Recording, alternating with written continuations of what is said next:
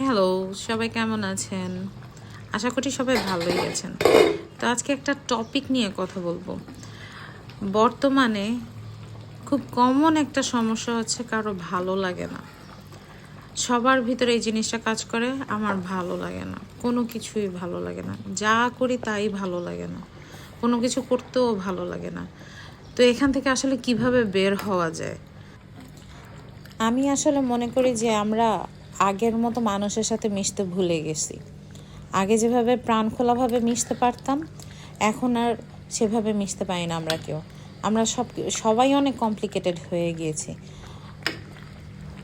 আমরা আশেপাশে সবার দিকে তাকাই, সবার ভিতরে একটা স্মাইলি ফেস আছে, কিন্তু ভিতরে না মনে হয় কেউই ভালো নেই। কারণ সবারই ওই যে একটা রোগ, ভালো লাগে না কোনো কিছু। তো চলেন মানুষের সাথে আমরা সবাই মিশি, আমরা গল্প করি, আমরা মন খুলে হাসি, সব চিন্তাভাবনা দূরে রাখি, পজিটিভ ভাইবকে অ্যালাউ করি, আর নেগেটিভ জিনিসপত্র থেকে দূরে থাকি, নামাজ পড়ি, আল্লাহর নাম নেই, ইনশাল্লাহ সব ঠিক হয়ে যাবে। চলুন আমরা সবাই নিজেকে ভালোবাসি। আশা করি সবাই ভালো থাকবেন। আল্লাহ হাফেজ।